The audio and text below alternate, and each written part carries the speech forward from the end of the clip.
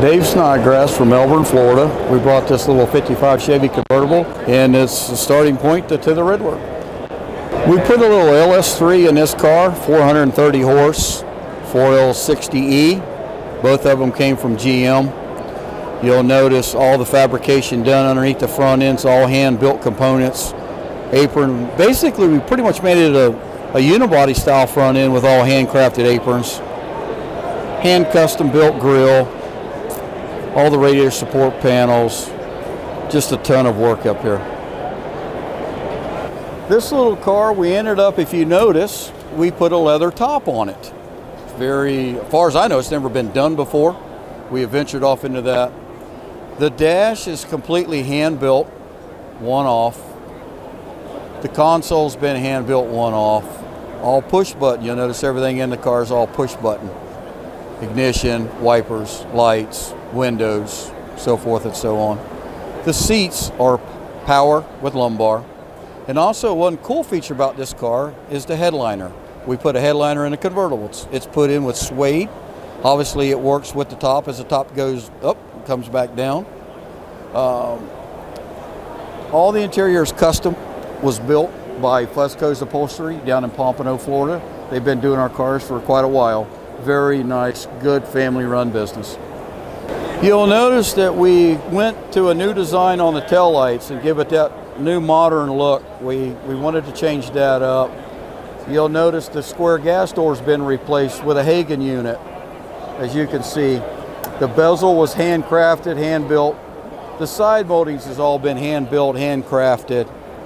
Bumpers has been nip and tucked, shortened, sucked in.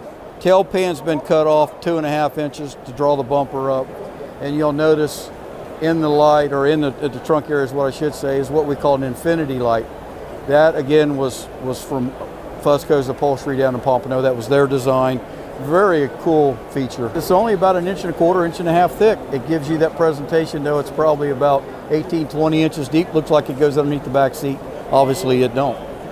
We also built the tank for this car, the gas tank. It is stainless steel. It's a one-off piece that we built. If you notice, all the decoration, the bezels and the moldings and all that for the tank, that was all handcrafted. The exhaust is kind of unique. We designed that from the headers back. Obviously comes to an X center section, straight run back. If you notice, it turns and comes out underneath the tag in the back. Something different, something unique. Just wanted to do something different there. Trailing arms were all custom hand built. Panhard bars all custom hand built. We done all of that. It's all our design. If you notice, there's no body mount bolts. It looks like the frame's just the body's sitting on the frame with no hardware. We done that for a purpose. We didn't want to see the body bolts. Rocker panels was all hand built. We did that to eliminate all the pinch welds. We didn't want to see the pinch welds, as well as the pinch welds on the wheelhouses going to the floor. We're here at Autorama. We got today and tomorrow. Tomorrow is awards day, so we're hoping for the best. Don't know, car show, but we are looking to have a good shot at it, and that's all we can ask for. After we leave here, we're looking about possibly going to Chicago. We're already booked to go to Chicago. That's going to be a day-to-day deal. We'll get Chicago in. After Chicago, our plans is probably take the car to Louisville to Street Rod Nationals. That will be in August. There's quite a few shows between here and there. We may wind in, pop out, but probably more than likely at the end of the year, we will start probably preparing the car, getting ready to find it to a new home, and making our plans as far as doing that. But that's probably going to be about the extent of it for us. We'll be on with a new build. That's just the way we roll.